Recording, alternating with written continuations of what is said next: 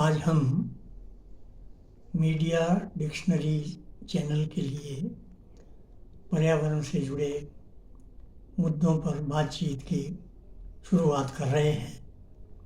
आज पहले इस सेशन में हम बात करेंगे पर्यावरण और विकास का जो द्वंद्व है, जो आज पूरी दुनिया के लिए चिंता का विषय बना हुआ है, उस पर हम बात रखेंगे।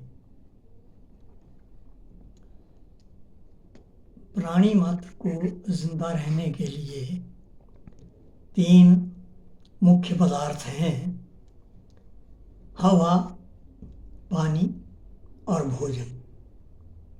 इनके बिना कोई भी प्राणी जिंदा नहीं रह सकता। जब से औद्योगिकरण का युग शुरू हुआ तो उसमें हवा, पानी और भोजन, ये तीनों मुख्य जीवनदायी तत्व प्रदूषित होने लग पड़े। जो हवा है, औद्योगिकरण के लिए ऊर्जा की मांग के चलते ज़्यादातर ऊर्जा कोयले से या खनिज तेल से बनाई जा रही है, जिसकी वजह से वातावरण में जो धुआं जमा हो रहा है, उससे ग्रीन हाउस इफेक्ट के चलते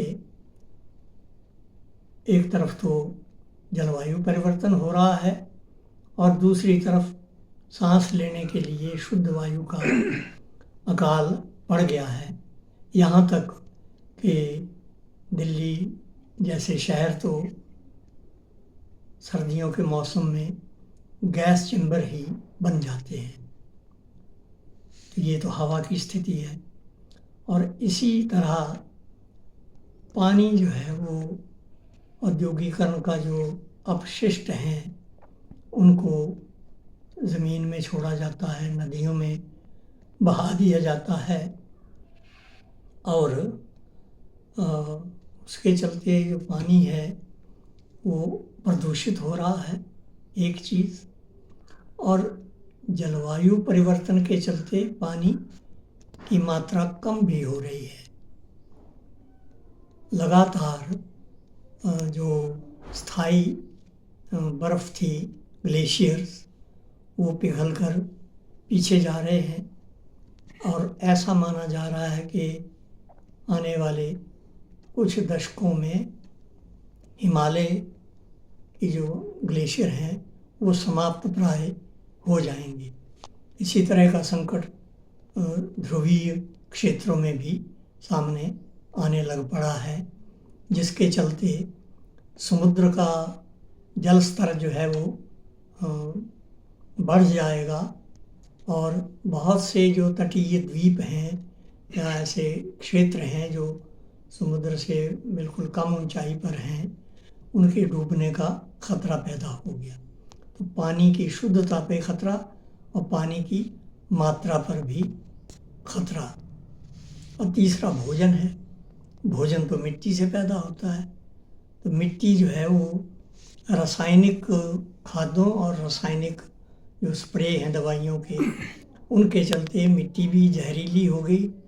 और जब हम बीमारियों से फसलों को बचाने के लिए उसमें कई तरह के विषैले स्प्रे करते हैं, तो उसकी कुछ मात्रा उस अन्न में, सब्जियों में, फलों में आ जाती है। तो ये तीनों चीज़ें इस वक्त खतरे की चपेट में हैं: हवा, पानी और भोजन। अब इसके चलते जो जलवायु परिवर्तन हुआ है वो एक बड़े खतरे के रूप में सामने आया है। ये माना गया था कि जो औद्योगिकरण के समय का जो तापमान था वायुमंडल का, उससे 2 डिग्री के अंदर अंदर तापमान को रोक लिया जाएगा। तो कई सारे जलवायु को लेकर अंतर्राष्ट्रीय समझौते हुए, लेकिन फिर भी उस पर जितना रुकावट आनी चाहिए थी ग्रीन हाउस गैसों के उत्सर्जन पर, उनको आसमान में छोड़ने पर, वो आ नहीं पाई है। भारतवर्ष में भी कुल ऊर्जा की ज़रूरत का 70% जो है वो कोयले से अभी भी पैदा हो रहा है।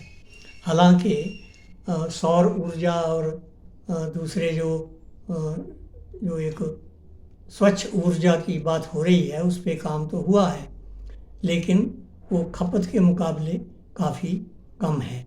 इस वक्त चीन पहले नंबर पर, अमेरिका दूसरे नंबर पर और हिंदुस्तान तीसरे नंबर पर वायु प्रदूषण करने वाले देश हैं। शेष भी जैसे जैसे विकास की मांग बढ़ रही है, सब देशों में वायु प्रदूषण के लिए गैस उत्सर्जन की मात्रा जो है वो बढ़ रही है। कार्बन डाइऑक्साइड और मीथेन गैसें वातावरण में छोड़ी जा रही है।